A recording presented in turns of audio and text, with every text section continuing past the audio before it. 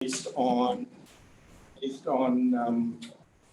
data, not guesses, but real good data that underpin the estimations that we will have extremely good growth once again this year and even into next year. And what does that mean?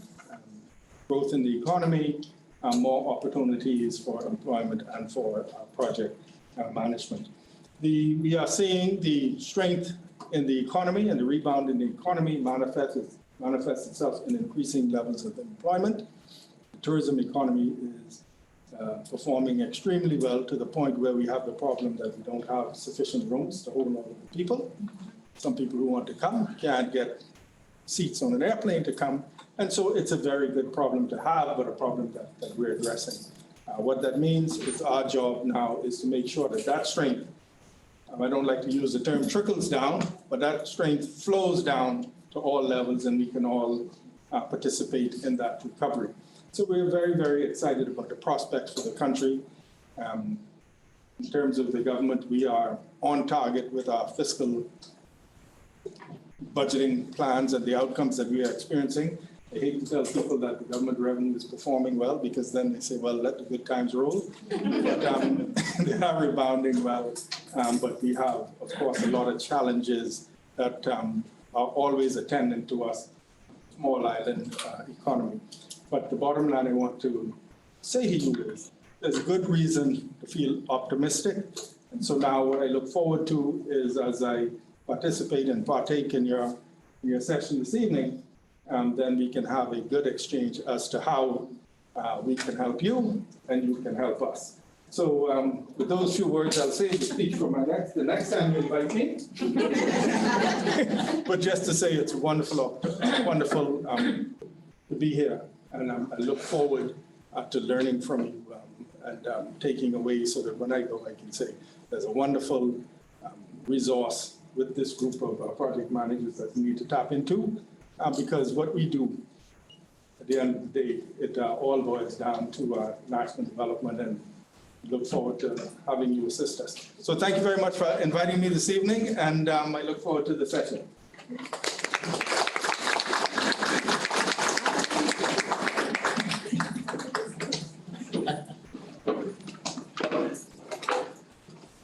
Evening, everyone. You know, the minister makes me excited about the talks about prospects in the country, about things that are happening, and this is why we exist. We are the Bahamas Agile and Project Management Community. We want to make sure that we are here to support persons who want to be project managers, to support initiatives in the country where we can lend our expertise to bringing those initiatives to fruition. So this is why we are here. We certainly look forward to additional dialogue so that we can make sure that you understand how we can support the initiatives and how we can support persons who may want to be a part of those initiatives as well. And so I'd like to introduce our guest speaker for this evening, Mr. Lee Lambert. Lee Lambert has logged, I'm going to read your whole bio so people know exactly who you are, but it's just one page. Lee Lambert has logged 50+ years of project management experience and is considered one of the world's thought leaders on project management methods and how they can be utilized to create and sustain value-added leadership and collaboration capabilities. He is one of only 70 in the world to receive the honor of PMI Fellow. Lee is a past president of the Central Ohio PMI and was one of the founders of the Project Management Institute's Project Management Professional PMP credential. His book, Project Management, The Common Sense Approach, is a bestseller in the field. At 37 years old, Lee was named VP of Staff and Organizational Development for one of the world's largest contract research organizations, where he was responsible for creating and implementing a leadership development program focused on improved performance for project managers and supporting functional line managers. During his decades of platform training, Mr. Lambert has provided learning opportunities to more than 50,000 professionals in 23 countries. He is regularly called upon to provide keynote presentations on leadership, communications, and other project management topics.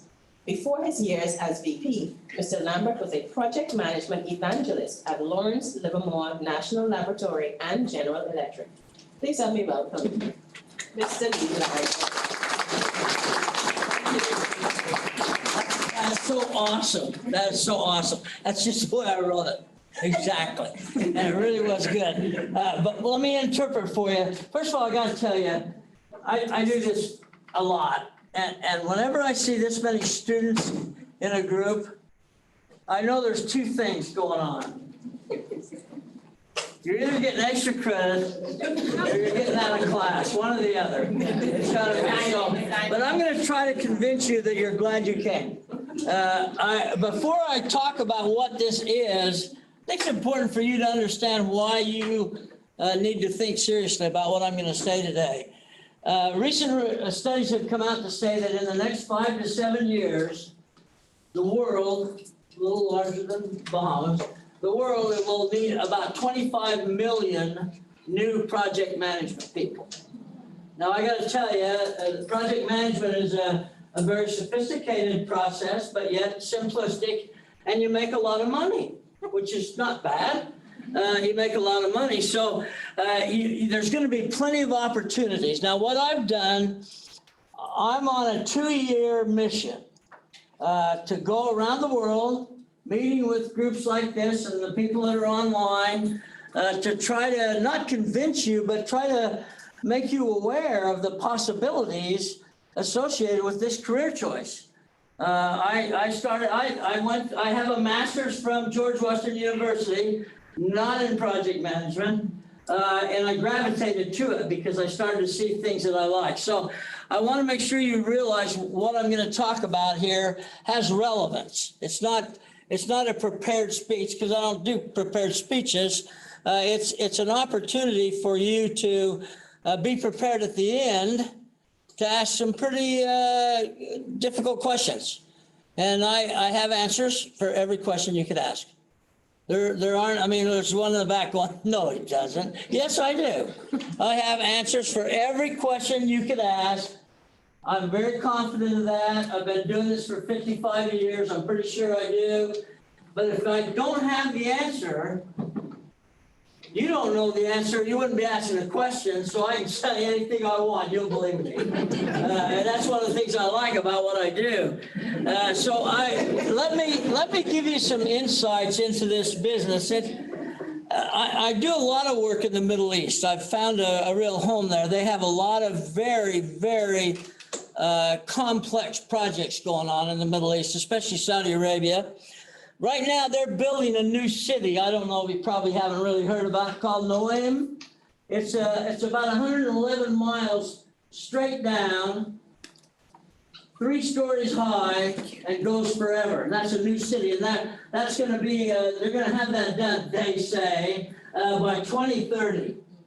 That's the most unique project anybody's ever seen. Nobody gives them a chance to finish it on time because there's so much new innovation going on. But the project manager for that particular project is one of the highest ranking government officials in the government. And the press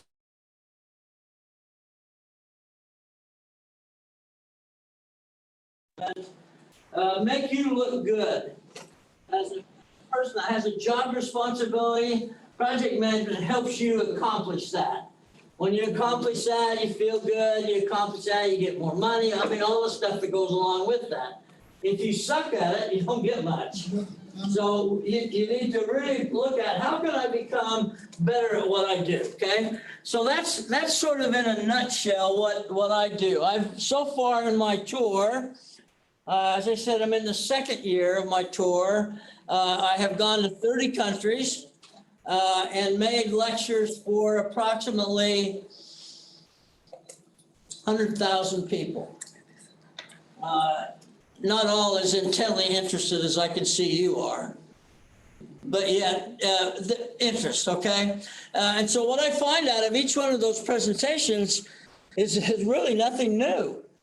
I see people who are very interested in what is this all about? What's in it for me? And I think now that I get to know the Bahama area a little bit better, this is my first trip here. I'm, like almost 40 years old, This is my first trip, so I'm excited to be here, but I didn't realize what I was going to find here. I thought it was some archaic island where people, didn't know much about anything. And so far I've been really surprised because people are asking me questions. I'm having a hard time with them. But what I found was the economy here is at such a state that if we don't supply project managers to manage these projects that are costing the government a lot of money in many cases, or private industry, the Bahamas will not survive as they wish they would. I just came from Benin, Africa. They have $21 billion that they're trying to look for ways to spend it on projects in Benin. And one of the ways they're doing that is training hundreds of project managers so they're ready to implement those projects. They'll have locals to run them. They started to bring in third-party contractors, don't know the culture, didn't know the language that well, and didn't really give a darn about Benin. And so that was the most relevant country that I've seen. You probably know them. How many of you eat cashews? How many of you eat cashews? Don't be afraid. It's okay. Okay, cashews. Well, just so you know, Benin produces 90% of the world's cashews. I got to tour the new facility that they're building in Benin. I left there with suitcases full of cashews. They have got streamlined most of their equipment made in Vietnam. One of the advantages of project management, it takes all these various players from all over the world, brings them together to produce a project. So it's a very important part of the process. The second most important part is in this room right now, the people. When I'm done, you'll understand the process somewhat. What you may not fully grasp is the relevance that you play as an individual, as a project manager. And so we'll try to get through that process. And if you have questions, please ask me as we get to the end of the program. I've put a little slide up here for you because we have to mention Agile because that's really why I'm here. Project management was the foundational piece, but now as time has gone on, we've added other capabilities, and I'll explain those to you. We've added things like Agile. You hear Agile, that term a lot. Agile, and then there's the Scrum, and then there's Kanban, and I mean, there's so many things. I can't keep them all straight. I just like to call them project management. But let me give you an example of why you need to think about this. Everything you do is a project. Now, it was kind of interesting to watch tonight as you sauntered in, some of you. What I would say to those people who came in late is your project is late. You had a project to do, and that was to get here on time. Project's late. Project's late. That's the kind of thing I'm talking about. Everything's a project. Everything you do is a project. It has a start, it has a finish, and it has a bunch of stuff in between. That's what a project is. It can be very complex, like building a whole new city like Saudi Arabia. It can be very simplistic in terms of writing a very small program for use in personal application. So you've got to look at it from that perspective. So what I want to point out to you is planning is key to all of this. Everything we talk about is planning. One of the mistakes that we've made in America is that we got to thinking that we were so smart that we didn't need to plan. And we just started to execute, just started to build, just started to put things together. And when we got all done, they didn't look like they were supposed to look. That's because we need to plan. And I think until we understand that, until we devote the time that's necessary to plan, we're going to continue to see not necessarily bad results, but late results, more expensive results than we planned on, and things are not going to be adequately developed for the country of the Bahamas. And it's as simple as that. And so we look at that from that standpoint. Now, I actually used to manage projects for a while until one of the things I found out early on in life is I I really don't like work. That was one of the things that hit me very early in my career. And then, so the reason I fell in love with project management is, my view again, project managers don't do work.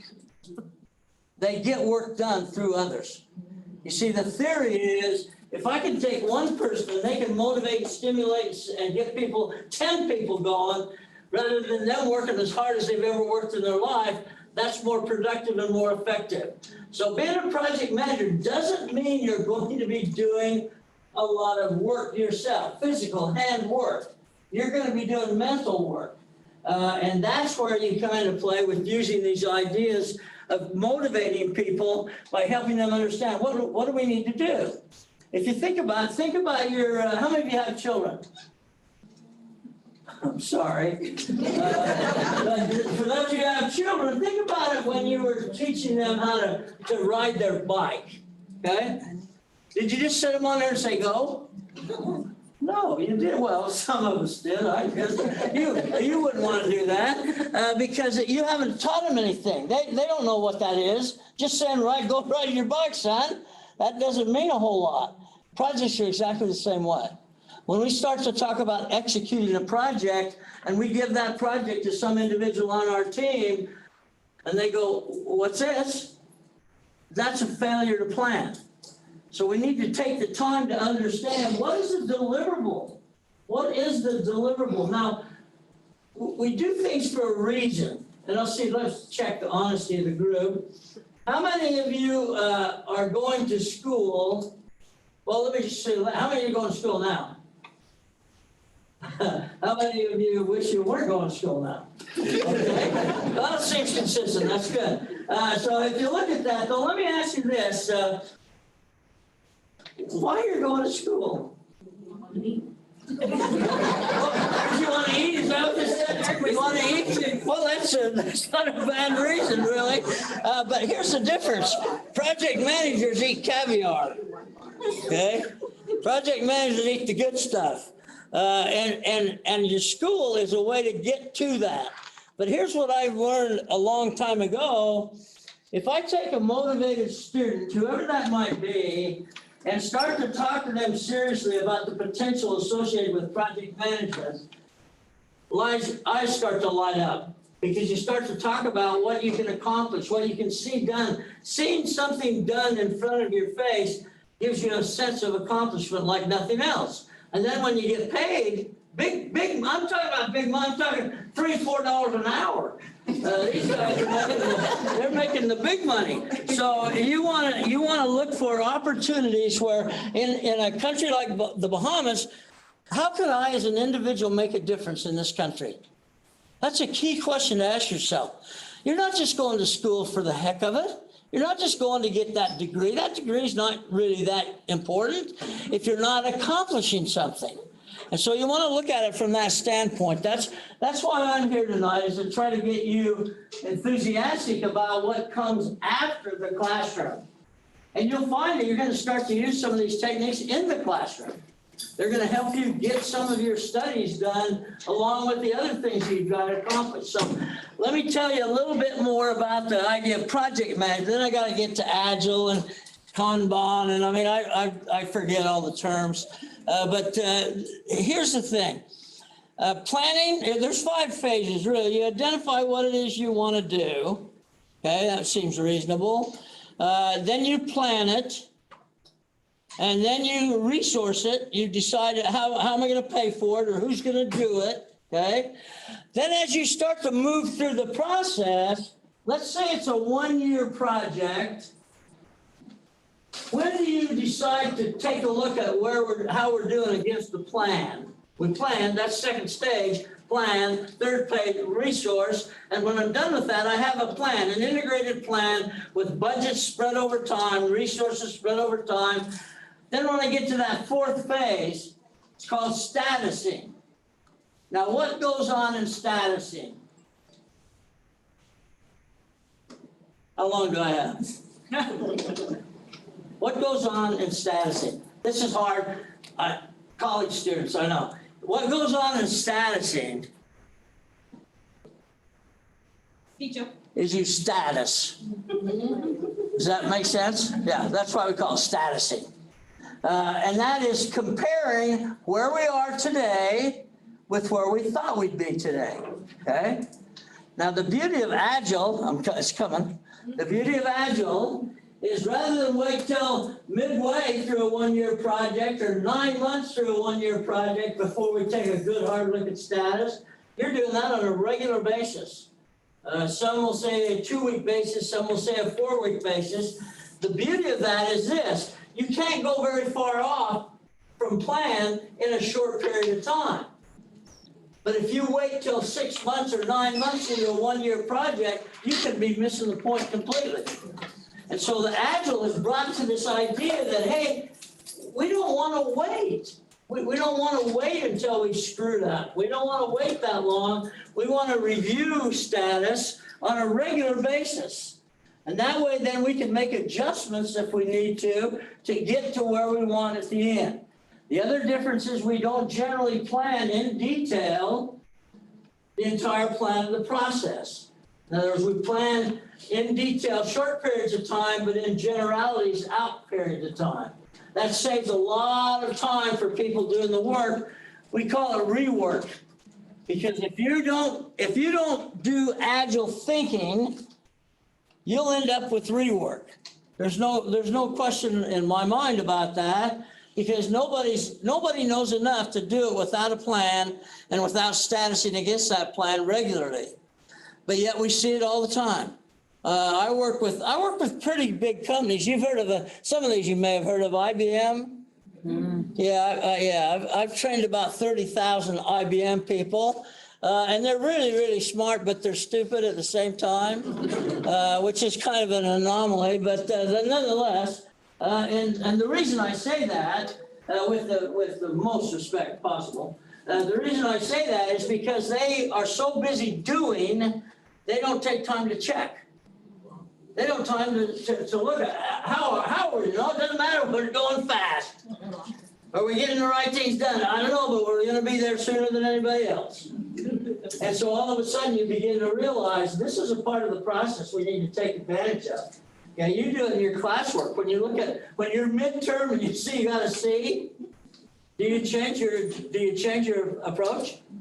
Well, some of you do. Yeah, some of you do, because you can see if I've got a C and I wanted an A and I need an A to go where I want to go, and at mid-course I got a C, we're in trouble. And what you do is you modify your behavior. You modify what it is you're doing that will result in that A instead of a C. And that's basically what we're talking about as we look at that and understand how this all fits together, okay? Now, I don't think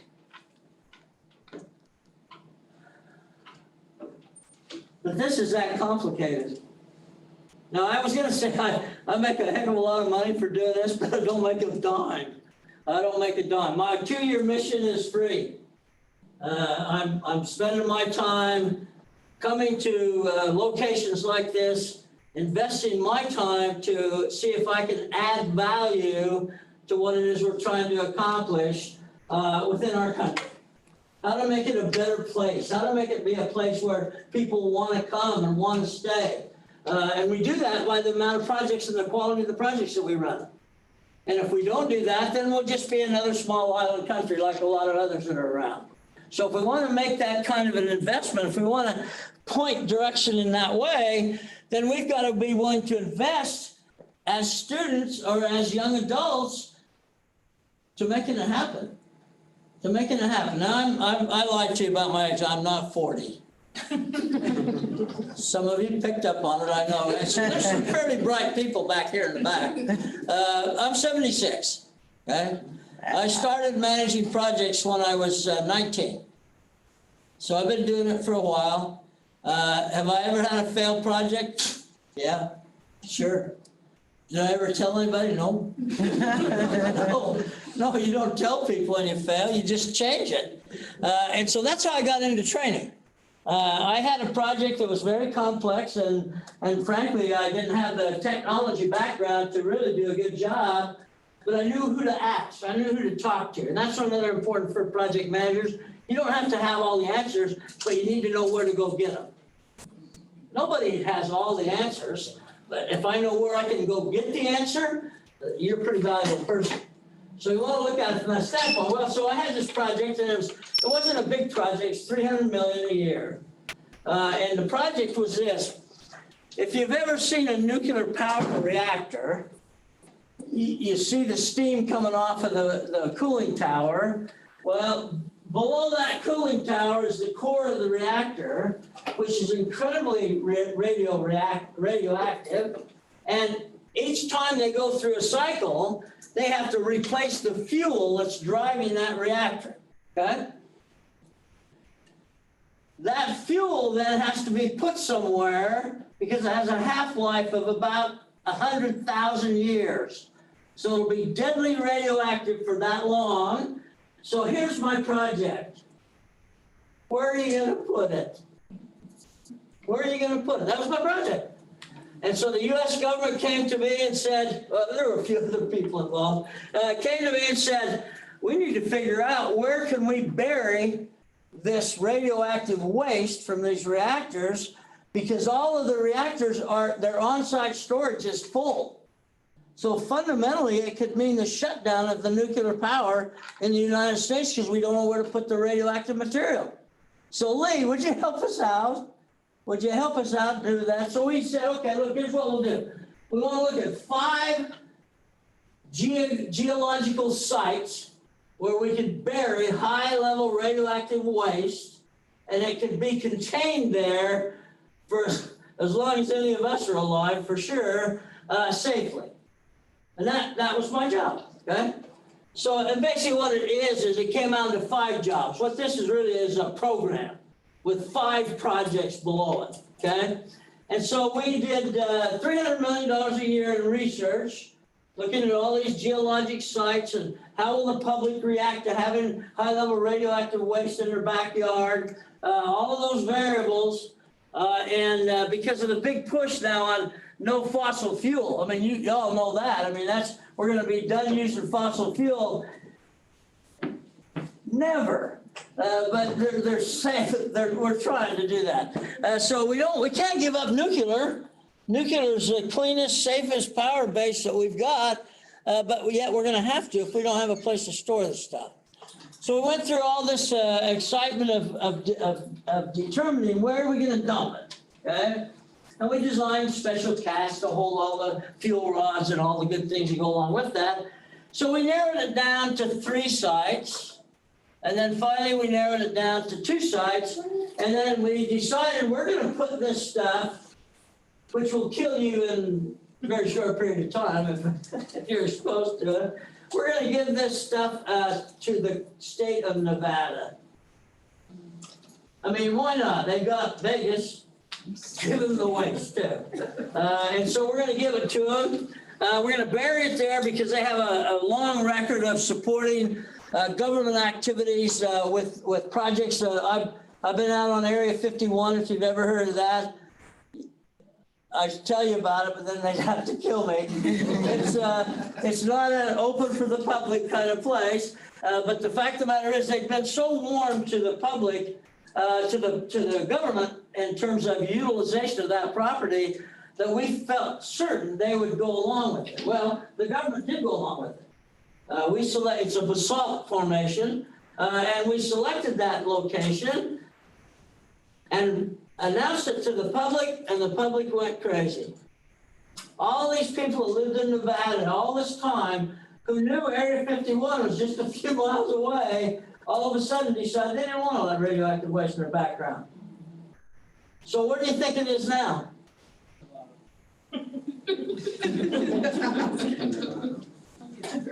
It's right where it was when we started looking. They're still storing it on site. If you're ever driving on the coast in the U.S., don't drive too close to the reactor, please. It's still stored on site. So we don't know what's going to happen with nuclear power. If that's not answered, we spent like almost $2 billion trying to answer the question, and we still don't have an answer. That's a project, okay? It's also a project when you find out, what have I got to do to fund the Little League team? Well, who do I need to talk to fund the Little League team? What starts out? Just like this organization. 2 years ago, I met with what's your name again? With Andrea, and I said, what are you doing? Why don't you get this thing kicked off? I mean, there's a big need in the Bahamas. And I'll be darned if she didn't do it.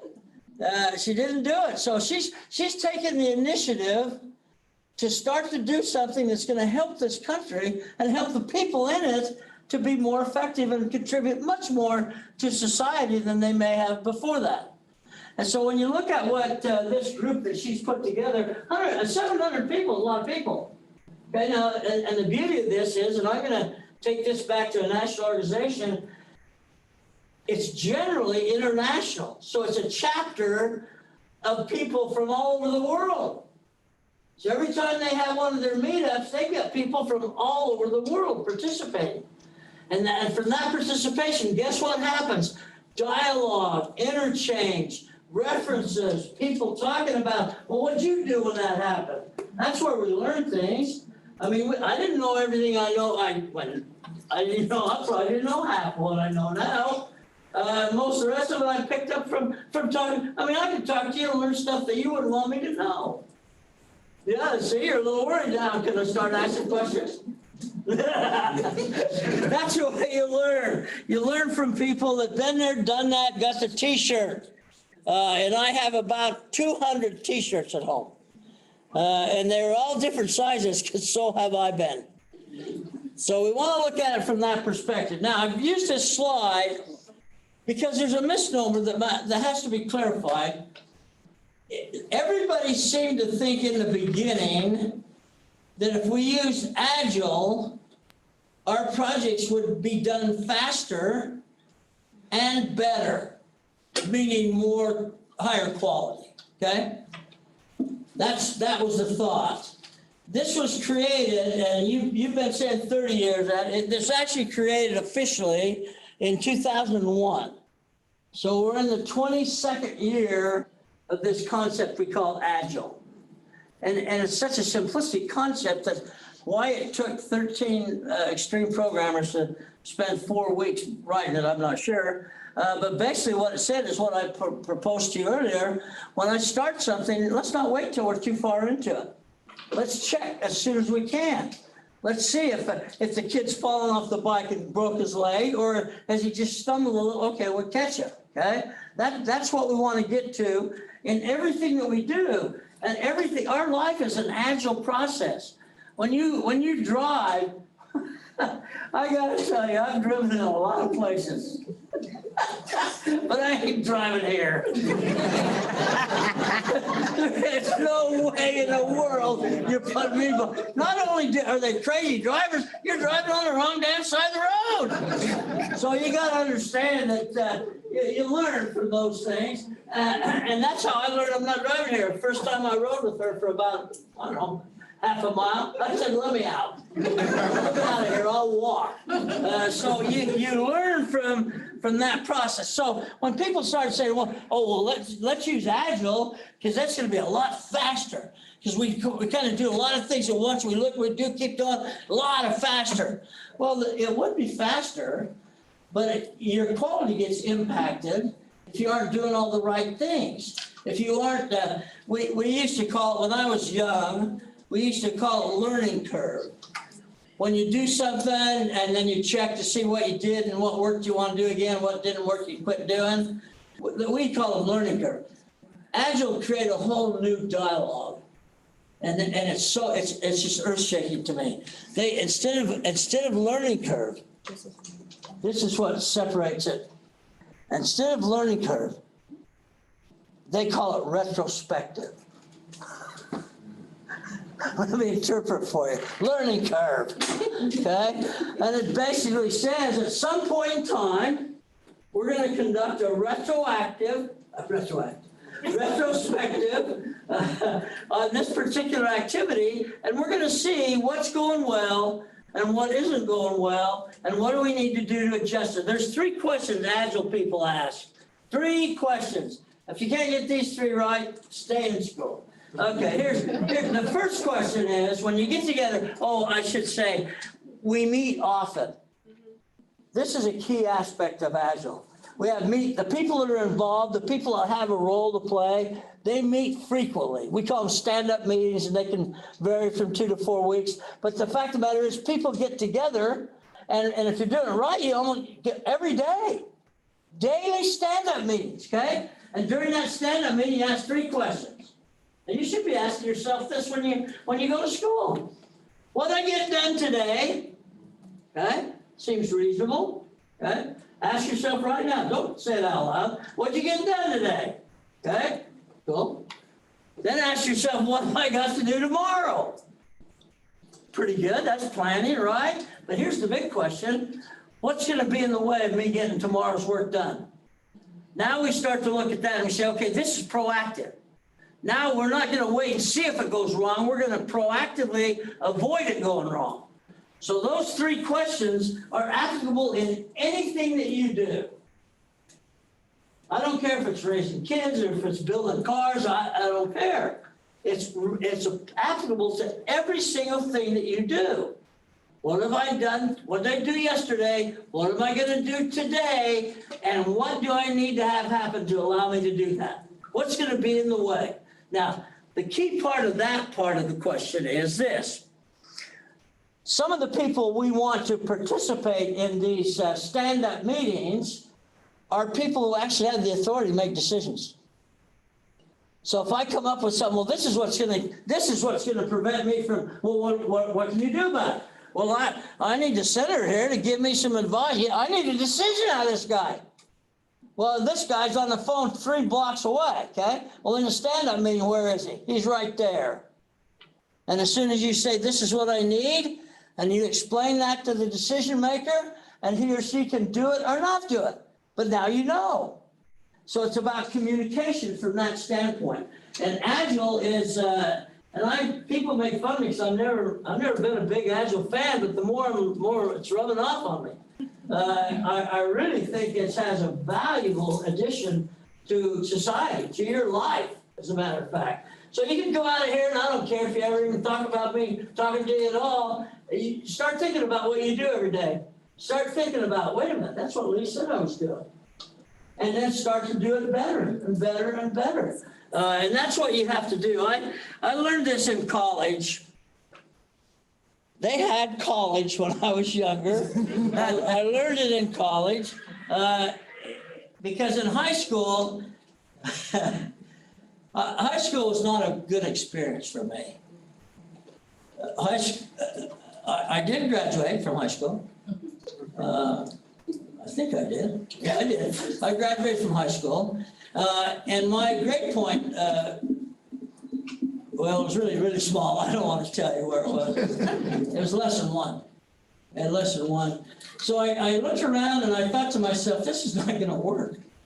What I'm going to get in the way of employment, what I'm going to get in the way of opportunities in the future, not going to work. They're not going to give me anything.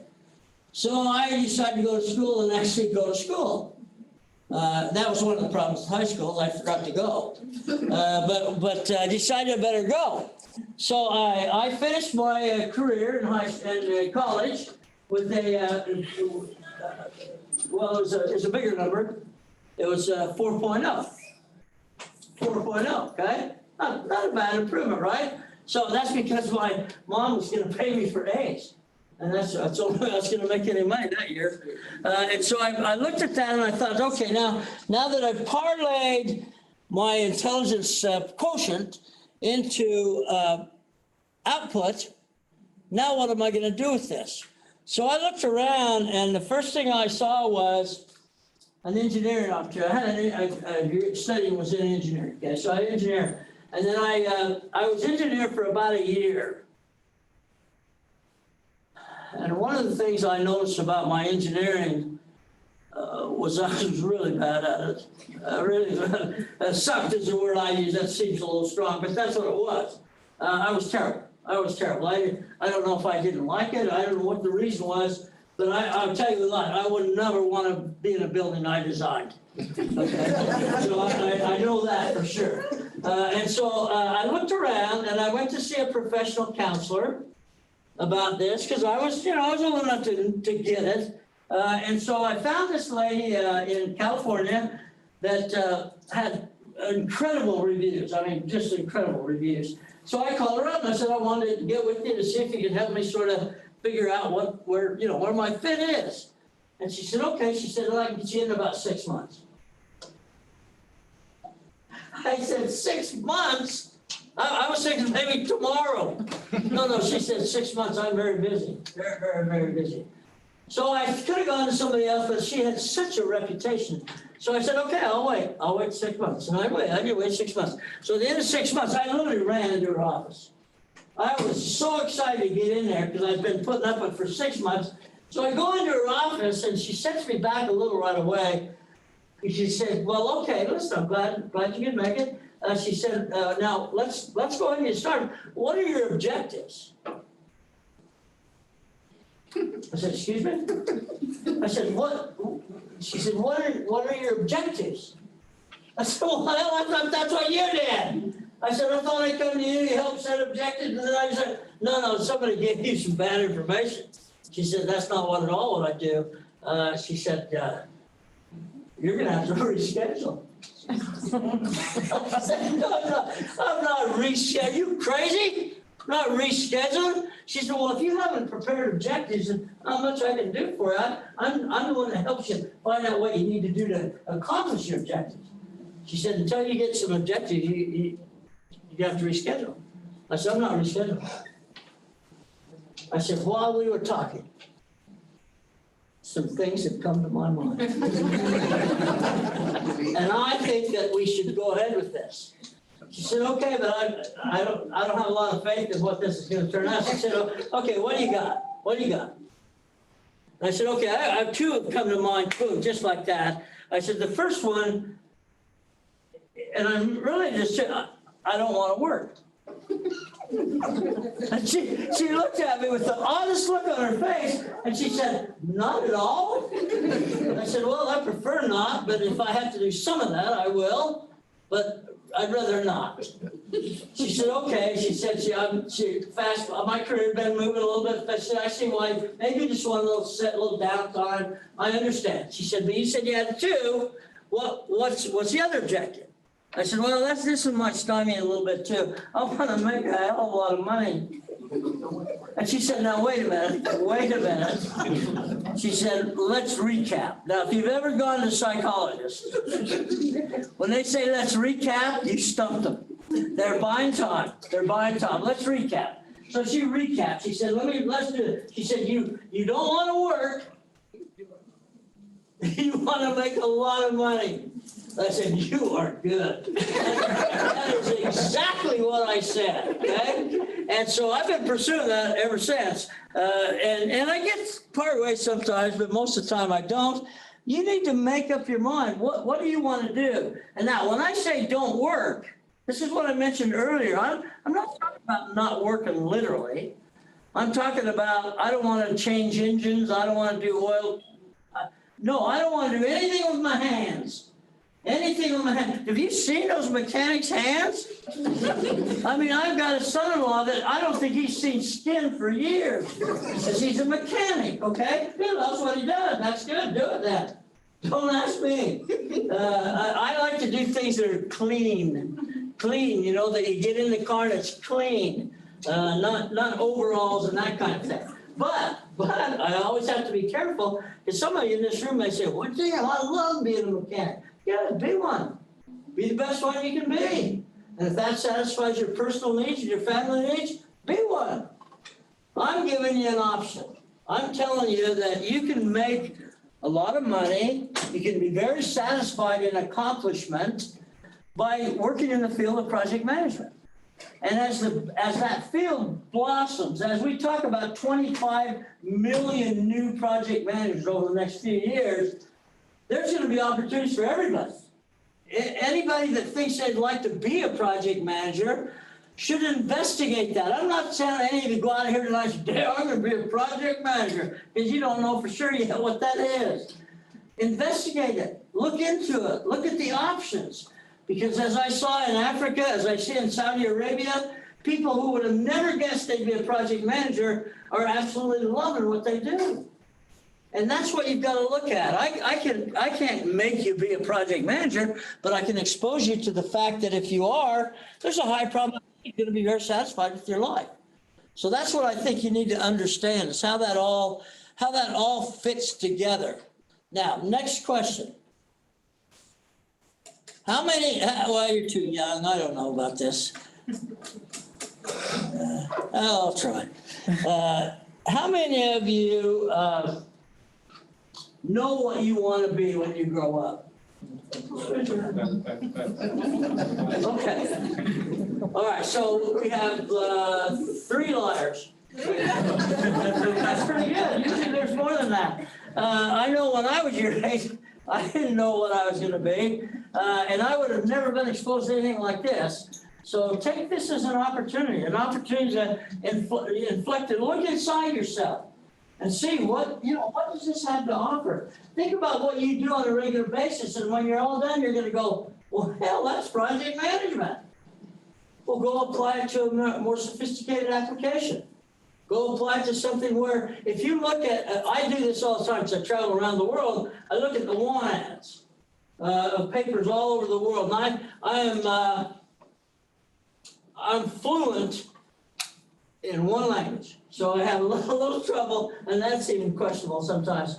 So I have to look at these want ads in a way that I pick up keywords, and everywhere I go, more than 50% of the want ads in these international papers are project management jobs. Wow. If I knew 30 people right now today that were project managers that spoke French, I could have you a job in Benin, Africa that would knock your socks off. Mm-hmm. I spent enough time there to know I could live there. They're needing desperately project managers because they don't want to hire them from outside. They want to grow them from inside. And that's what's happening here in the Bahamas.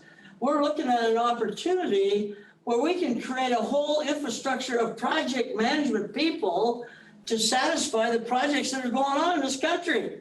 It's the future of the country. And that's what we've got to take a look at. So the way that we talk about that is that there's a lot of approaches. That's why we give them different names, and they all have a place. I agree, they all have a place. I'm not an expert in what's that? Oh, yeah. Oh, Kanban, yeah. Kanban, I don't know for sure what that is, but it sounds fun when I say it, Kanban. I don't know about all those. I'm not even sure I'm a big believer in Agile. But it has its values. It adds value. But what gets confused is when we talk about project management, it isn't all of those things. Project management, if you want to say, look at it as a family tree, project management's up here, but all the children are down here. The scrums and the Kanbans and all the things that are a derivative of project management. And what those derivatives are ways to do it better than we did it before. Better than we did it before. Now, again, I've been doing it for 55 years. It's kind of hard to teach an old dog new tricks. So I have to be tolerant of the Agile people. But I am coming around. So you got to think about that and how it might fit in your career plans. I don't know, trying to think what level, where are you career-wise, not career-wise, college-wise, what year? Junior, sophomore, senior? No, wait a minute, you can't all say it at once. How many, okay, I have to do it this way. How many are sophomores? 2. How many are juniors? Oh. And here they're going, yeah, I'm almost done. I'm almost out of here, man. And how many seniors? Okay, you're the ones I got to talk to. Wake up, man. It's time. It's time. There ain't no post-senior. Well, you can stall. My daughter, I had a daughter that graduated from college, and I thought, well, you gonna get a job? I said, hell no, I'm going back to school. I'm not getting no job. What do you want to think? I'm crazy? So you have to make a decision. But if you gotta work, this is not a bad field. Not a bad place to check in. So if you think about that, that's what you need to be realized. Those of you that are sophomores and even juniors, you got time. You got time to sort this through. But don't just blow it off. I'll stand outside and listen to what you say when you go out. And the last time I did that, I had to wrestle some lady to the ground. I couldn't believe. She said, what was that guy even talking about? She was down in a heartbeat. And so you've got to recognize that you got to want it. I can't make you want it. Okay, you got to want it.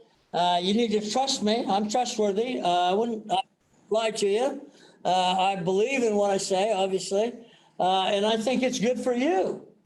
I think you have wonderful opportunities ahead of you. When I think about, I don't know what your budget is in the next couple of years, but I bet it's a lot of money for improvement projects, for expansion, for infrastructure, you name it.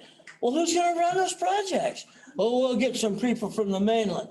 The hell you will. Why would you do that? When you got people right here in the Bahamas that can do it for you and make a good salary and raise a nice family all at the same time. Yeah, thank you. I agree.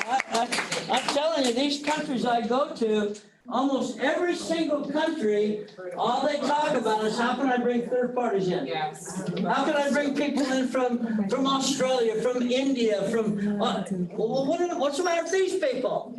Oh, they don't know a damn thing about project management. Yeah, that's right, they don't, because you're not telling them. So we've got to pick that up. It's one of the reasons I'm here. I mean, I don't come to every country, you can imagine, but when I was invited, and I sort of did a little research, I thought this is a fertile place for being able to find people who want to, who lift themselves up through the educational process to become better at what they do. So I think it's important for me to sort of leave with that message. Have you got anything you want me to say? She tries to tell me what to say. No? Okay. I love this girl. I love them both. They're so awesome. It's crazy. Not good drivers, but awesome. So, all right, let me kind of open it. Can I open it for questions? Are we okay? Let's go ahead and have questions. We've got the building till 9 o'clock, I think. Wait a minute. Questions, what do you got? Yes, sir. Speak loud, I'm old and deaf. For people who are aspiring to project managers, especially the youth, people who aren't in management positions, what can we do now in our education or on our jobs? So what activities can we do to prepare ourselves to further our process? Yeah, great. That's a great, for a junior, that's a good question. That really is. That's in depth. Well, let me tell you, I think it's a very good point. Here's what's happening in the educational business. Over the last, I'd say probably 5 to 10 years, depending on what country you're in, project management curriculum has become a part of the college experience. It's a class, regular class. Many colleges in the U.S. give bachelor's degrees in project management.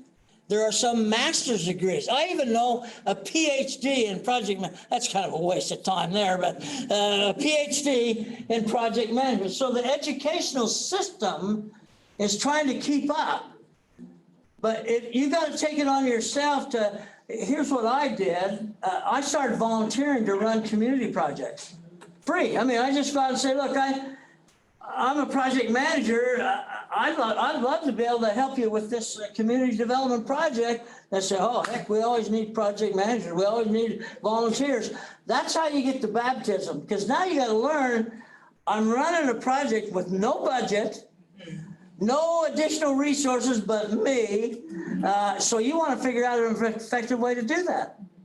And that's the best way to do it, is to get the education if you have. I think there's some classes here in project management, are there not? Yeah. So they're offering those classes now, and what you can do with that is once the light goes on, once the fire starts burning in your belly, you'll start to say, well, what else can I get? And you'll start to look for other opportunities to do that. And pretty soon, we hire people right out of college all the time because they have had enough coursework and applied that in volunteer environments that they've proven themselves.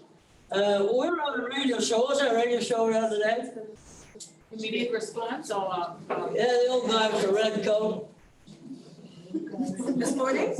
Today? Was it today? Spence Vincent. Yeah, okay, sure, that guy. He asked me, he said, well, what, if you were looking for a project manager, you come into an organization, you're looking for a project manager, where would you look? And this is what I told him, and this is what it should be, your thinking as well. I told him I would look for those individuals in the organization that have extremely high performance levels. They are darn good at what they do. And I can take a person that's darn good at what they do and turn them into a project manager in a heartbeat. Because that's what they do. It's just a matter of sometimes even just terminology can make the difference. So I think as a junior is the time you start thinking seriously about it. You can pick some of the stuff as a sophomore, but as a junior, you're getting close to the real world. And that's the best way to do it. Go to a company. Go to a company that does the kind of things that we're talking about. Volunteer to work as an intern. I'll work for you free, and show them what you can do. And then when you graduate, guess where you have a job waiting for you? Right there. Right there. Internships are big time payoff in terms of project management because you get a chance to prove what you can do. We hire a lot of people out of college that haven't proven anything. They really haven't. I mean, I'm not degrading students, but I'm just saying they haven't worked yet. Well, I want somebody that I know their performance levels are high, their standards are high, they hold themselves accountable for what they do. And so I think that's the best way to do that. Fantastic. Good question. What else?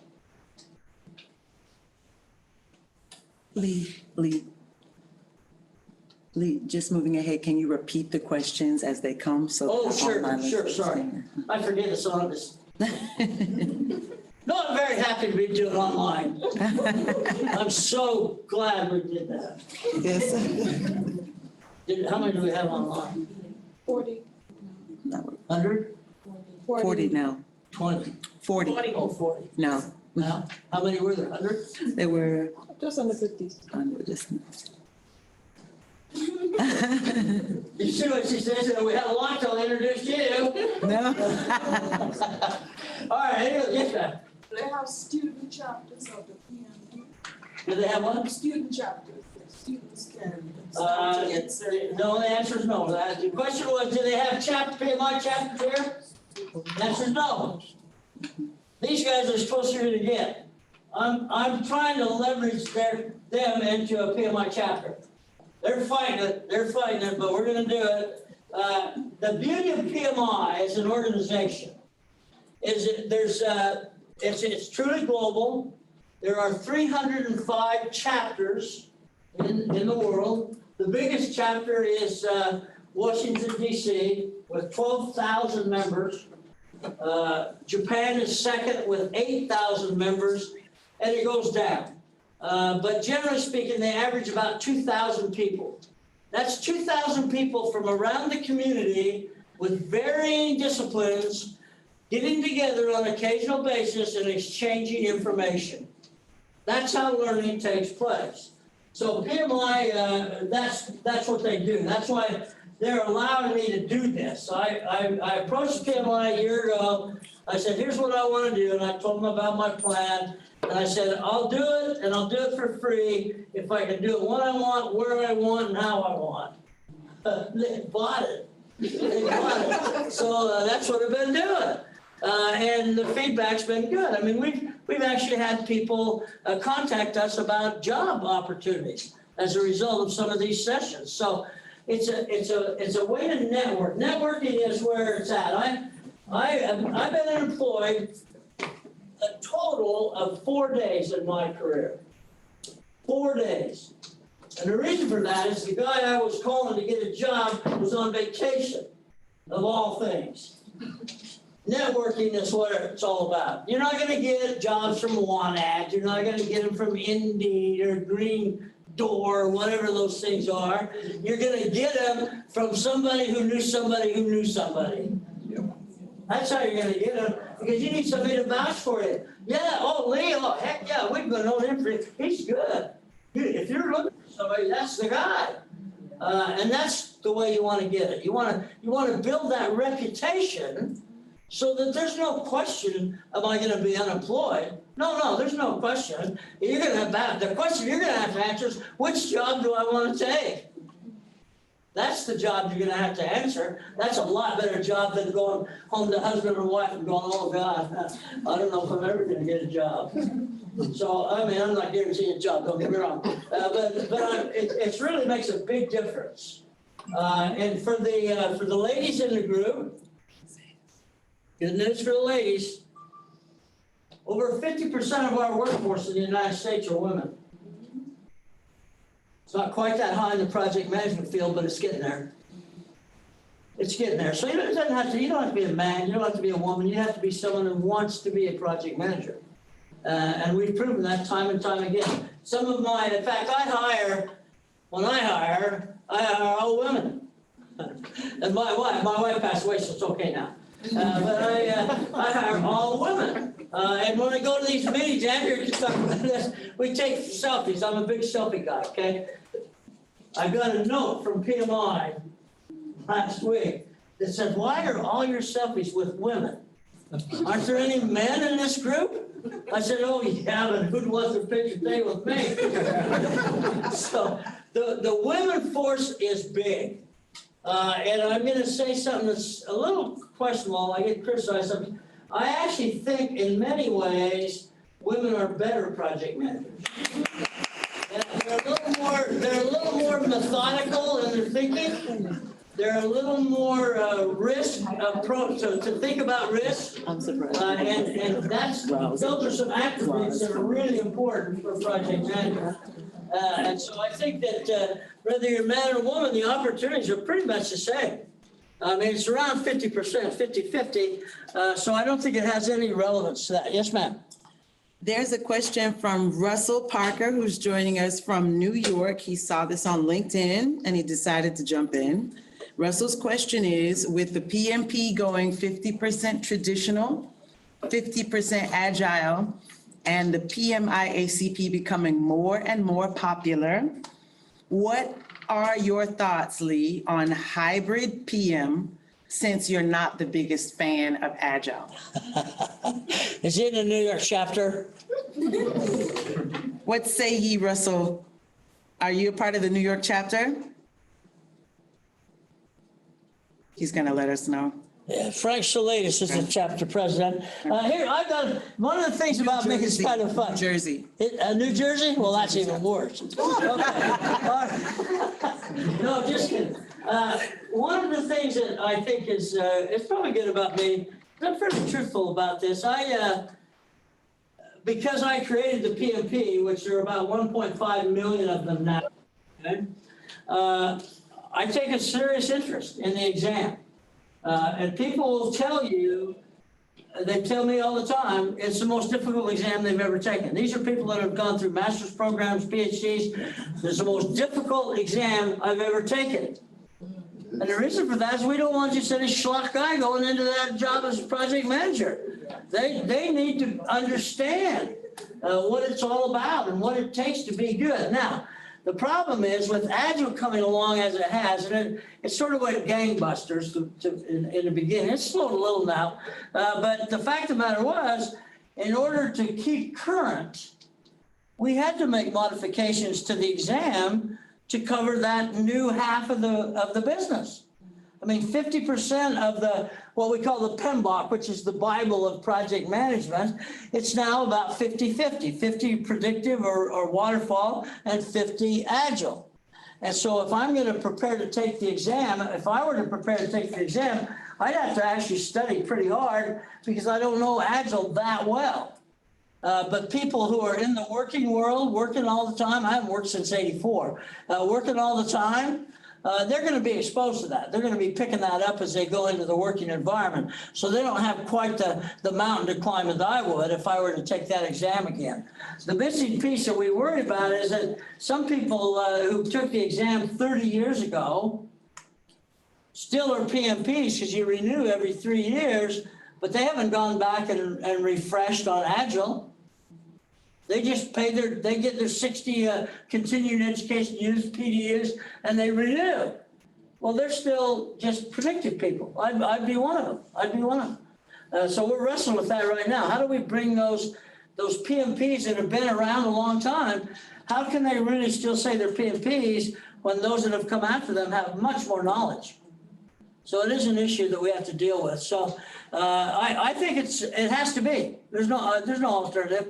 Now, I've heard arguments that there's way more than 50-50. That's more like 70 or 80% Agile. I can't confirm that, so I don't know. But that's something that we have to pay attention to. Yeah, I got a question. Yeah, I don't think it's an either. I think one of the mistakes that we're making in the project management space is that we're treating it as either or. Either old PMP or new Agile. I think that for the most part, they coexist. Because if you're doing projects all the time, the truth of the matter is you whether you old PMP, whether you know it or not, you're still using some of the Agile, what we now accept as Agile concepts. Sure. You've always been doing it. So it isn't either or. To me, it's more of both sides. No, I think that's accurate. Yeah. No, that's accurate. There's no question in my mind about that.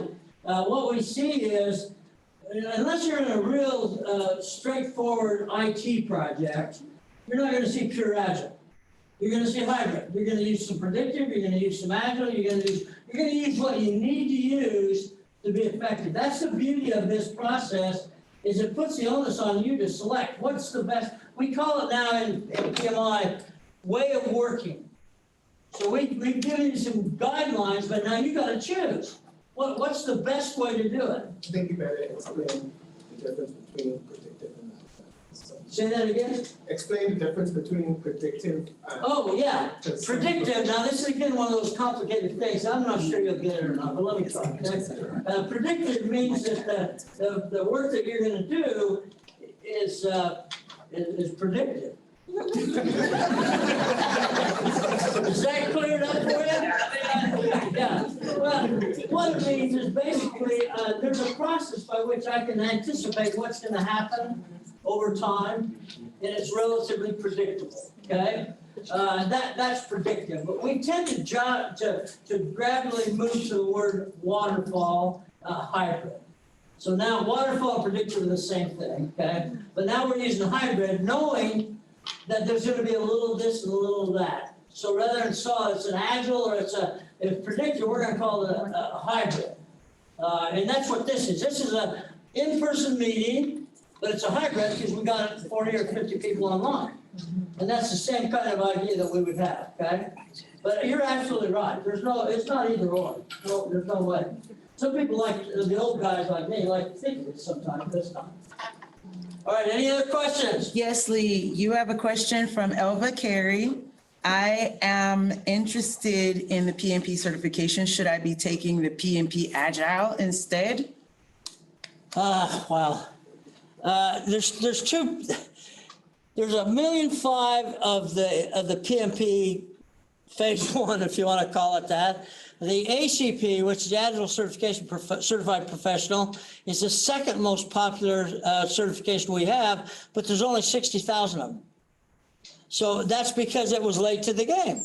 I mean, Agile's only been certifying for 5-6 years compared to 1984 when we started the PMP process.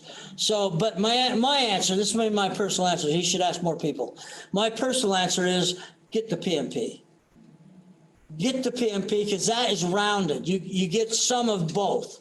So when you're looking for a job, for example, and you say, well, I got the ACP, and I said, well, no, our work's mostly predictive, you're out of luck. But now if I say I'm a PMP, I got 50% Agile, I got 50% predictive, hey, okay, let's talk.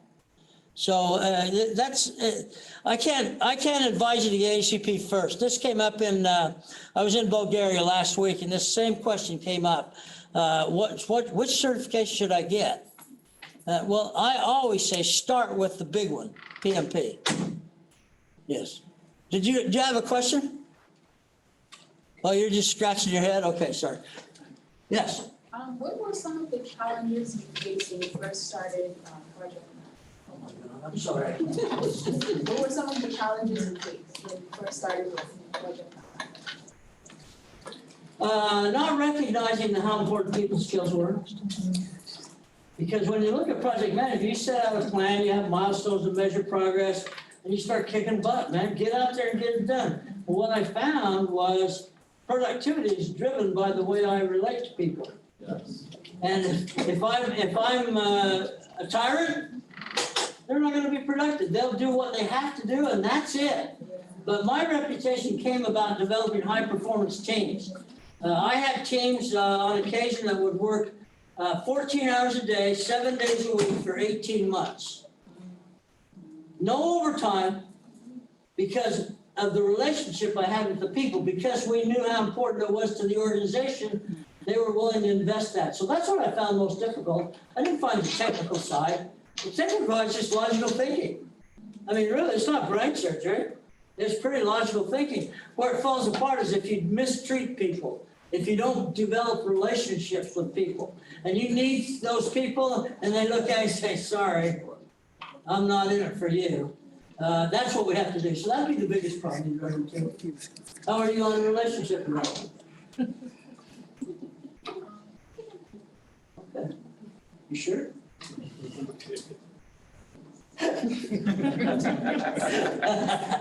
All right, what else? More questions? Do we have any more questions? Lucy? You can also ask the minister questions if you would like. See, you could volunteer. Voluntold. I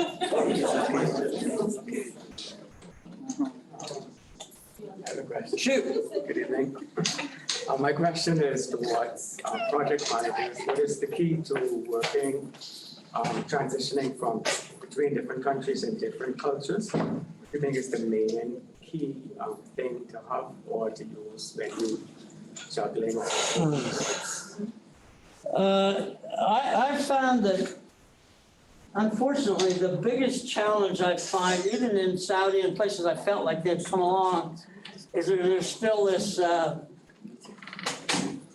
sense of anarchism, sense of, look, you do it my way.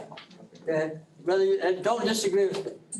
I mean, in some of these countries, if you disagree, it's the last time you disagree. So you got to be a little bit careful about that. But I think that's what I've run into more often than not. And even in those, even in Bulgaria is a classic, well, Africa's even a better example. They've now begun to realize. I got to meet with the minister of, I got to meet with the president of Benin in Africa. And their big issue was just that. How do we get people in our country motivated to be project managers? How do we get them to motivate to do anything in project management? That's the issue of building the relationship. So what I told them was, and this is kind of what this is have a session with a minister there, showing the support of the government. And then what happens is everybody goes home and goes, damn, the minister was there. We better do what they're going to go home tonight and say, oh, senator was there. Okay, we better do this. He's going to tell people about us. And so you got to look at it that way. It's sort of, it's called peer pressure. And we start to put peer pressure on. And now I'm going to go back to Benin, and we're going to hold a big conference like this. And the amount of people that are going to come are crazy because the president is going to. I mean, people are deaf and dumb are going to show up. People they have no idea, but they know the president has, so they're going to do that. So I think you have to decide what are the fundamental technical components of project management, and then what's the fundamental human side, because that's where things get done. That's where things get done. If it's going to take 12 hours to get something done, you can get people to work 12 hours for free if you have a relationship. Okay? All right, anything else? Did we hold them long enough? I keep that. I mean, these are students, they got homework to do. And it's 7:50. Yeah, right, yes. I think I want to piggyback on something you mentioned earlier about relationships. Okay. I think I came to agree with that. I thought it was about the processes, on understanding and knowledge areas. That is true, right? But I realized it's about educating heavily. It's about listening. It's about understanding what you want. And I came to understand one fundamental thing about quality. What quality is a relation.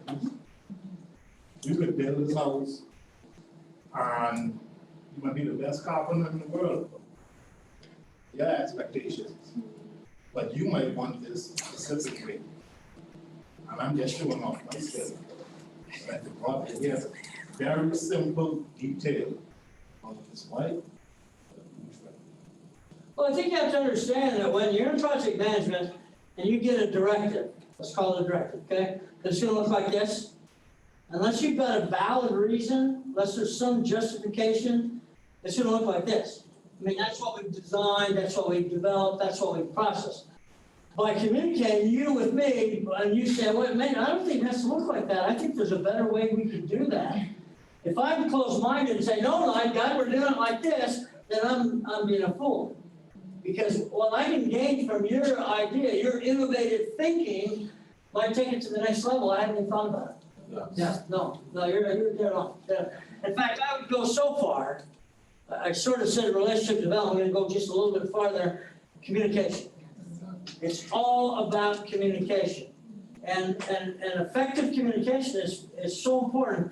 It's like, well, that isn't what you said. Well, that's what I thought I said. Well, no, I don't care what you thought you said. Here's what you said. So we need to have feedback. We need to have understanding between us. If I say something and you look at me like, wait a minute, what? I don't get it. Well, if you don't ask me, I'm going to ask you, did I make that clear or not? Because if I don't, when am I going to find out it wasn't clear? At the wrong time. When she delivers me the wrong thing. No. Then I'm going to say, then it makes you look bad. No, what the hell is this? That's what I thought you asked for. No, that's not what I asked for. What's the matter with you? But in a very positive way. I think it's important that you understand. Okay? All right, what else you got? Yes, sir. This question, if I may. So I've seen. Yeah, stand up so these guys can hear you. Can you come and answer on the mic? Online. Okay, good. At least can't hear.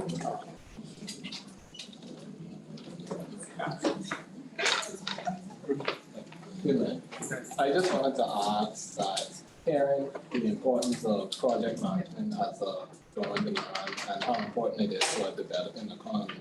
Do you, from your perspective, see this as a very important field that is growing within our economy, and what industries can we expect to see this growth moving forward? Yeah, I think it's very important. I'm very happy I stayed for all of the presentations. And I think the next step is to have a connection between the institute. That,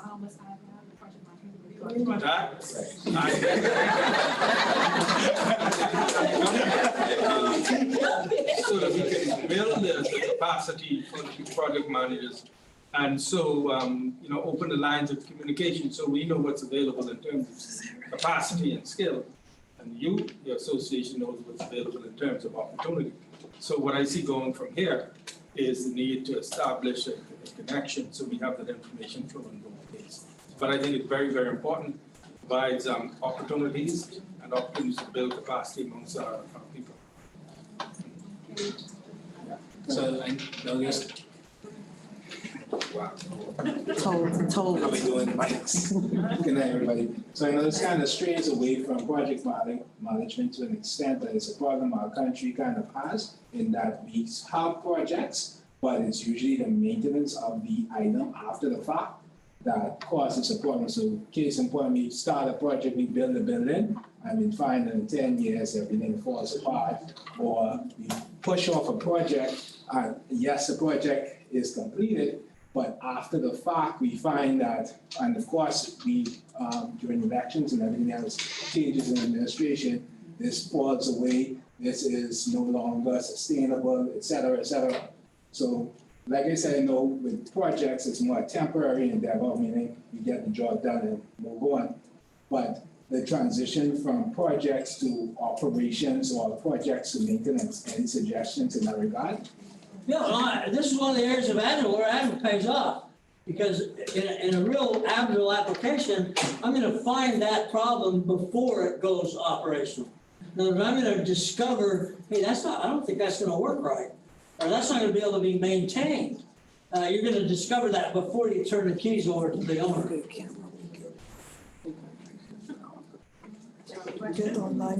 There's one more question online. Alpha Zonical, two more. Alpha Zonical asks, what common mistakes do project managers make when working in an agile environment? Oh, you better check that out. The common problems that project managers make when working in an agile environment. I gotta go to the mic, okay? None. When you work in an agile environment, you rarely make mistakes because of the constant feedback that you get from your customers, which is different from, like we said, about the predictive or waterfall cycle where you plan everything up front and then you deliver your product at the end. Agile have you working in sprints. So you work incrementally and you get constant feedback once you deliver your product. And every sprint, you're supposed to deliver a minimal viable product, which shows value. Everything you deliver is value. So your customer tells you right off the bat, this is not what I asked for, go back to the drawing board. So that eliminates your rework, like Mr. Lambert says, and that also eliminates a lot of the errors that may present themselves. So before your final product goes to market, you have so many feedback that it's a better way of working. And that's why project management has actually evolved, because you found that even in the software development industry, when persons would come up with a product, an idea for a product, they start to work on it. They work on it, they work on it, they work on it. Months later, they put it in the market. Technology has already changed. The product is no longer viable. It has no value. So that's why the Agile Manifesto was created by 10 guys who went up to a ski lodge, and they were software developers. And they realized that the way they were working was not working. We have to change the way that we work because we are building products that brings no value. So when I say that Agile has no errors, we find those problems quicker. So that when the product is actually put in the hands of the consumer, that's what the consumers want. And even if it's every sprint, you deliver value. So if the project ends, you have a minimal viable product that we call in the Agile world, you ship it. So it may not go through the whole phase, but once the customer or the product owner sees that the value has been achieved and they want to end it, you still have a product that can go to market. Another question, what is some advice, this is from Dominique, what is some advice for a CSPO working with a PM on a project? Okay, first of all, let me define those acronyms. I don't know why we like to shoot those acronyms out, but anyway, the CSPO is a Certified Scrum Product Owner. And what was the next acronym in that question? Working with a PM on a project. Okay, I'll repeat the question. What is some advice for a CSPO working with a PM on a project? Well, those are just titles. A CSPO, Certified Scrum Product Owner, and a Project Manager. Sometimes you have the crossover in the work space where you have all these different titles. But when you enter the Agile world, the Certified Scrum Product Owner is actually the representative of the sponsor or the owner of that product or the heads of the organization. They represent the organization working on that product. So anyone who works with that product owner they're a part of a Scrum team. So a Scrum team is, a product owner is responsible for the Scrum team, which is made up of Scrum team members. So you could have the certified Scrum Master, and then you have the Scrum team, which composes the developers or whoever else is a part of that particular team. Now, a Scrum team should be 10 persons or less, but it's the certified Scrum product owner's job to relay to that Scrum team the value and the requirements or the objectives of the organization in terms of what should be built by that team. The project manager does not necessarily have a role. We are mixing the terminologies. Project manager normally is found in a different space from Agile. That's just a title. Because when you deal with a Scrum team, it's a Scrum team. You don't have titles, if that makes sense. I guess piggyback of the question, I guess this will be a combination between you guys. If in an event there was a project where both project management and Agile combined, and you have a CSP and a PM, like how would that dynamic work? Just like how me and Lee work. Lee represents project management. And he always says that I represent Agile because I'm talking to him constantly about Scrum and Kanban, and he's like, oh, Andrea, not this again. You know, so we took a drive around the island, and he was like, if I hear you say Kanban one more time. So, you know, it's just like Lee and I, we represent two different types of project management because like he said, project management is your top term and everything else is a subsidiary of project management. So Agile is just a methodology and frameworks come underneath Agile. So I describe it like Agile is the umbrella and Scrum, Kanban, Lean, Crystal, all of those frameworks, they come underneath the Agile umbrella. So we get along quite fine. No, wait a minute, let me answer that. That's a good answer. It's a good answer. Wrong, but good. No, here's what happened. When Agile came on the scene, my phone went nuts because all these people that had earned their PMP were starting to say, well, wait a minute, I've done all this for PMP. Now you're telling me I got to be an Agile person. So what about my PMP?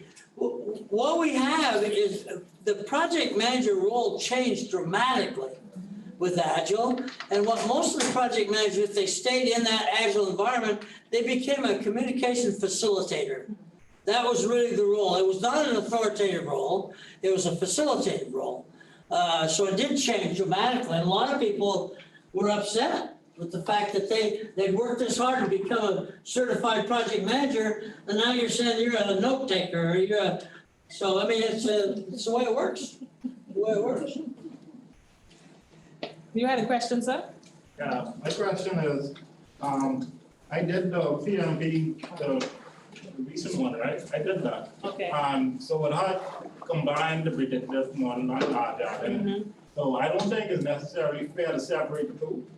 From my experience with it, I think it's building a more like making it a hybrid. Yes. Because in some instances you can't use Agile method. Okay. Certain projects cannot make that work because iterations and increments won't work. But that doesn't mean that you can apply some of the methods within that and make an effective project. So there shouldn't be a distinction in anybody's mind.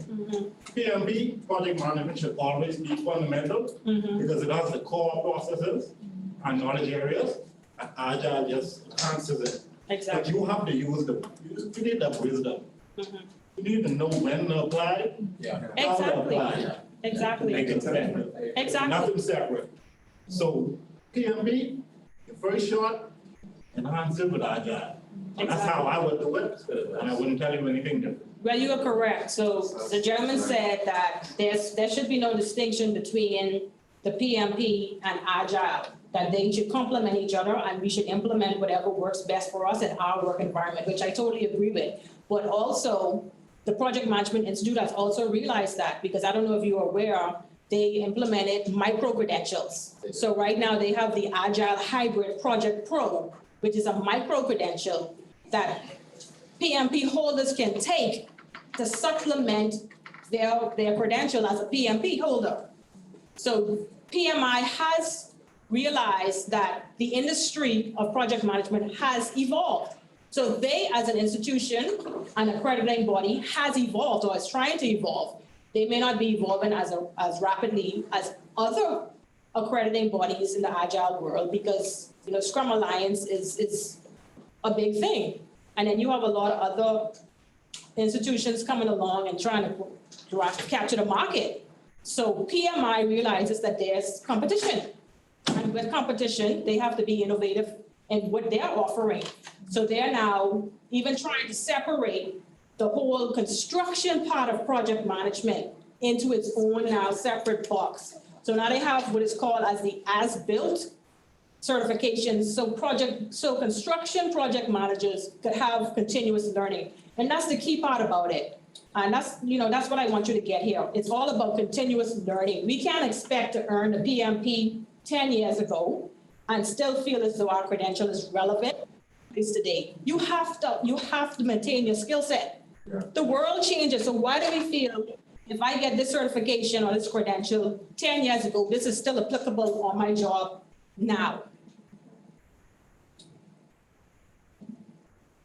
There's a question from Robert Pitter. Is it possible during the delivery of a product in an agile environment that feedback can result in very significant changes? If so, how is that navigated? I think it is possible because take, for example, the world of technology. You could start working on a product, and then some other competitor brings out something you're working on, but you haven't delivered it to market as yet. So why would you continue working on something that someone else has already put out in the market? So you now have to re-strategize what you're developing. And you have options. Either you cancel it altogether, scrap the project, or you go back to your team, you go back to the board, or go back to the organization, you include your certified Scrum product owner, your certified Scrum master, you bring in your Scrum team, you have a conversation. Listen, we were developing this technological product, but we realized IBM then drop it. IBM has it on the market. This is the same thing. And what do? You don't want to bring out the same product. You want to bring out a better product. So you go back, you do your market research, and you say, well, let me see the capabilities of what they put out there, and let's make it better. We can compete with them, but we shouldn't put out the same thing. We have to put out something better. So just shouting out that Omar is in Puerto Rico. Yes. And he is managing the conversation on the Zoom chat. Yes. And Omar piggybacks on this comment here, and he says, in answer to Robert, it depends on the feedback and what the client establishes is a priority. Yeah. The roadmap, yes, as it were, would change. That said, it has to be approved by the customer, and they have to know that changes will be made. Very good. Thank you, Omar. Can I jump in? Oh, Omar is one of our team members with Bahamas Agile and Project Management Community. Unfortunately, he was not able to be with us in person, but he is with us online. And yes, Omar, you can speak. I think we can hear you. Thank you. Good evening, everyone. Glad to virtually meet you all. Lee, I enjoyed everything. I've been laughing like crazy here to all your comments. But to answer Robert's question, when you're doing an Agile implementation, if it results in significant changes, that potentially means you did not conduct a POC, which is a proof of concept. So that means that from one point analysis wasn't conducted. Now, if a significant changes means that you have to scrap the product, if you scrap the product, that in essence, there has to be some negotiation with your customer, because that means that there was a lot of work that was implemented in that really means that something went wrong. In one point, and Lee pointed to it, it's communication. The point of Agile is to actually gather that communication beforehand. So instead of probably if something with severe changes, you're telling me that maybe it could be 3 to 6 months in, something happened in communication. And that's something that Agile tries to avoid. Now, there was another question that I wanted to address, the difference between a project manager and a product owner. And that's where we enter the difference between what is project management and product management. See, the project management has a start and an end, but the product management, which is something that then leads to what is product-led, means that you keep getting to know your customer, getting to analyze what the customer does, how it uses your tool, and how you can improve that to solve an actual problem. So there's a big difference between that. Yes, I agree, they can work in tandem, and it depends on the maturity of the company and what works best for them. But there's a difference that we have to establish, that a project means that manager will go on to solve something else. But a product owner, a product manager, that product stays. So there has to be that clear distinction between one and the other. Thank you for your clarifications, Omar. Just to let you guys know, Omar is a certified Scrum product owner. Thank you, Omar. We are just about to the end of our session. Sophia.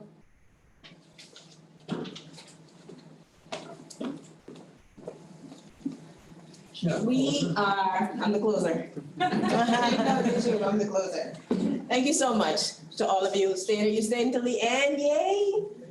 I hope that you've enjoyed Lee Lambert, very knowledgeable, but very, very entertaining. I did not know he called himself an introvert. I do not believe it because I'm an introvert, I can tell you. Not an introvert. Certainly, Senator the Honorable Mike Alcides, we appreciate that you stayed to the end. I am very happy that you heard firsthand some of the feedback that we get, which shows you some of the reasons why we are here as a community to address those concerns, to make sure that we are a support system for project managers and for projects across the country. I certainly would like to compliment, a couple of months ago when we started talking about where we wanted to do our first in-person hybrid meeting, we ended up here talking to Dr. Walteria Tucker-Roll, and we were going to be in the American corner, but we kind of we blossomed into this space, and so we are here. But the U.S. Embassy in the American corner was very supportive of us, really helped us to bring it all together, and so we appreciate your efforts and bringing us here today to do what we've been able to do today. And there are other members, certainly of the University of the Bahamas, who were there along the way with us, Dean Dr. Marlo Murphy-Brennan, I hope I said that right, and Dr. Maria Oriaki. Yes. So we are very appreciative of everyone who helped us to bring this together, and certainly thank you to you. I hope that we have brought you some good information and we have made it as entertaining as possible, so you leave here with some positive information. Louise? Yes. Oh God, here it comes. Here it comes. Here comes the Kanban session.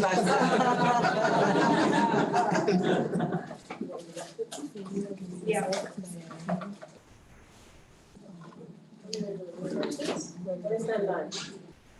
Okay, I did not say, but I will say now, that we spoke briefly about Kanban, but I want you guys to know that I recently became the first and only professional Kanban trainer in the entire Caribbean region. Hey, hey.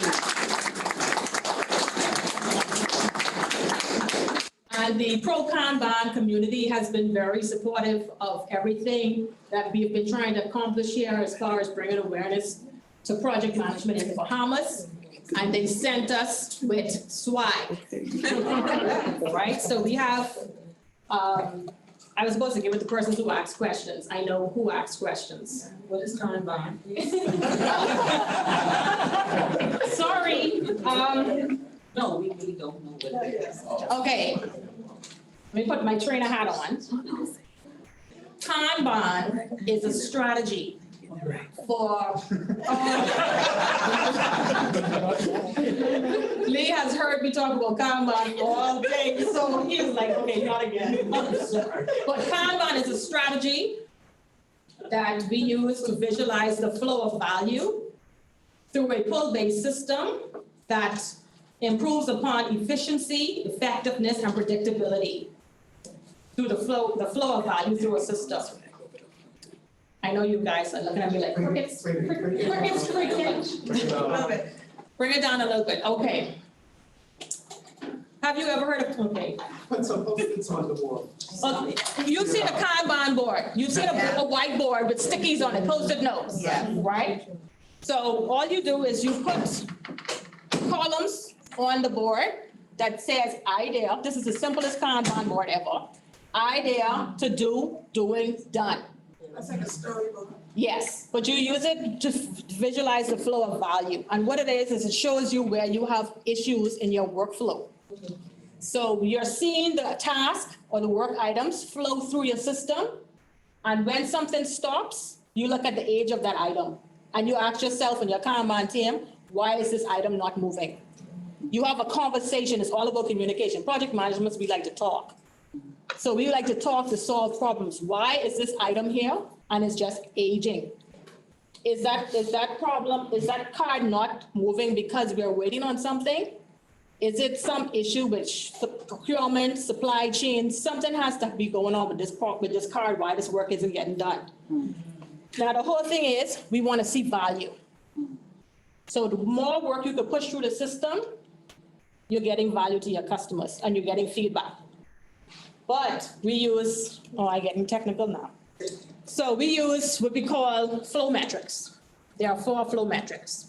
Cycle time, when an item starts and when it ends. That's your cycle time. Throughput, how much items do I finish in a particular time period? We have work in progress and we have work in progress limits. So for those of you who are professional multitaskers, like you think you could multitask the heck out of anything, right? You shouldn't do that. That's a no-no. Because the more time, when you try to multitask on something, you make errors. That's proven. So what we do, we put WIP limits on these columns. So that means that I might have 10 cards in to do, but I only could you pull in the work when you have capacity. If you could work on it, then you pull it. If you're working on something else, why would you pull another work item in? Stop starting, start finishing. And Kanban helps you to see where there's problems in your system and why work is not being done and why value is not being delivered. So all you're doing is simply pulling work when you have capacity. Russell Parker says, I used Kanban to build my study plan for the PMP. Yeah. And I love it. And then JP says it's Jira with Post-its. Yes, it is. And everybody laughed. Yeah. It is Jira with Post-its, and Jira is just an application that helps project managers or teams work efficiently and effectively. So it's just an application. But the client that I work with, they use Asana. Sorry. I'm so sorry. That's okay. Yeah. But we have to wrap up. Okay. You guys look like you are awake now.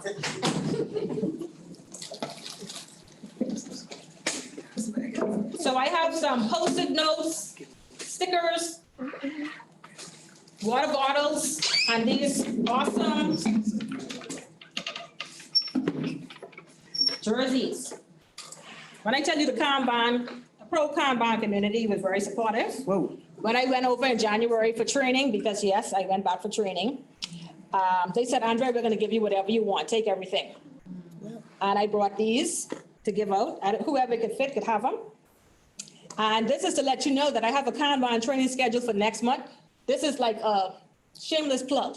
I am actually offering a applying professional Kanban class next month, April 18th, 19th, and 20th. And I've been so wrapped up in this whole 50th independence anniversary of the Bahamas that I'm discounting that class, which was $1,450 to $997. Hey. Crickets again.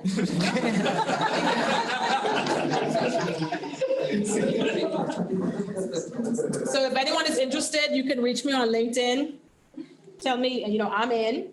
And I also want to let you know that I'm a part of Women in Kanban, and Pro Kanban is offering scholarships to females who want to be trainers, and it's a free of charge.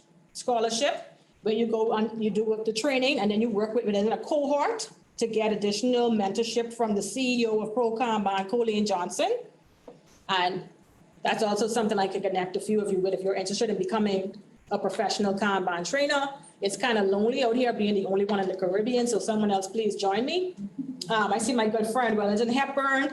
He was in my first applying professional Kanban class, the only other Bahamian to take that class.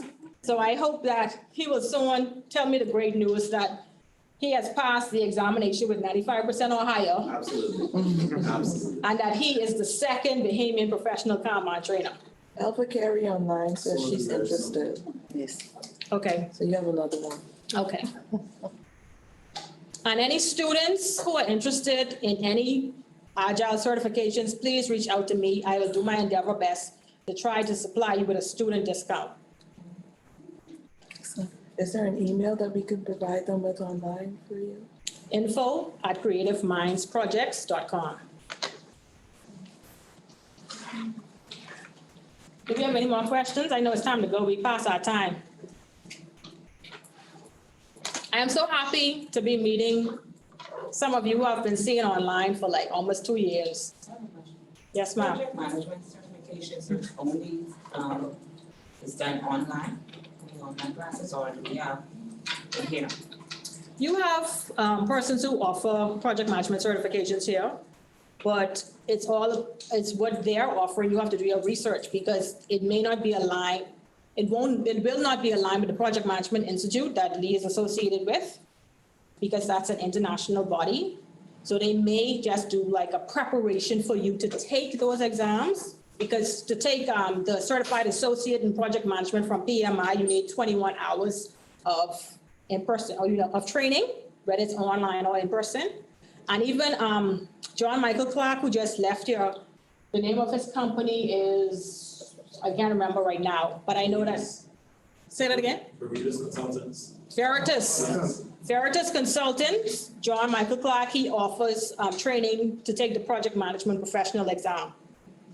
I know a few years back I did a certificate course at BTVI, and they told us we could have went on to do a certification. Yes. But I didn't feel as if I learned enough to be able to do a certification. Okay, well, it's a good thing that you mentioned that, because just yesterday we met with BTVI, and we're now looking to partner with them to help them kind of supplement and beef up their current curriculum, which is mainly just focused on the waterfall part of project management and not the Agile side. And like a lot of you know, I'll mention, the project management professional exam has evolved to be 50-50. So we now, as the Bahamas Agile and project management community, we feel that we have the responsibility to educate our educational institutions about what's going on in the international arena, so that what they're teaching our students could be current to what's happening in the rest of the world. Because when I went to the College of the Bahamas, it was the College of the Bahamas, Ms. Cananan was my former professor, she right there laughing at me. I went to the College of the Bahamas, and when I took my CIS classes, the textbook was teaching us about coaxial cable when they were putting out fiber. But, you know, we have to make sure that what we're learning is our responsibility as students. What you're learning is current, because when you end up graduating, you don't want to have outdated education, because then you're still going to be 10 years behind the rest of the world. And how are you supposed to ever compete on a global stage with your peers? So basically it's best to just do it online instead of wasting time. I'm not going to tell you that. I'm going to tell you, do your research. Understood. Because I teach online. Okay. Because when I offer my Kanban training, I have students who come to the class who's located, the lady who was, she was in what, London? UK. Somewhere in the UK. So I can't tell you but it's based on you, how you learn. If you can do an online class and you get what you need to pass the certification, or you feel as though the class is valuable to you, then that's your style of learning. Some people can do both, but you may be somebody who you have to go to class in order to show up. That's good advice. So, you know, it's based on you. It's not, you know, anything else. We love how you guys don't want to leave, but we have to leave. It's like, we do have some, can I give a plug for us? Sorry, we have one last plug. We are so excited to have all of y'all at the University of the Bahamas. My name is Walteri Tucker-Roll. I work with Ms. Chanel Sands and Ms. Kathy Posey. We're part of the American Quarter team that's right across the way in our lovely library there. If you're interested in hosting events like this or continuing this conversation, yes. What is the American Quarter? Wow, we have lovely information pamphlets, and I'll talk to you more about it. But follow us on social media. Thank you to the UB faculty that are here, American Spaces Bahamas. And we would love to partner with you as you grow this community in the Bahamas. So thank you all for those of you who are from UB and COB, thank y'all for coming back. Don't let it be the last time. Hey, students, how y'all doing? Okay, so you guys. Okay, and we have swag too. Visit our booth. Everything is free of charge. Please come get some goodies. Thank you. Thank you.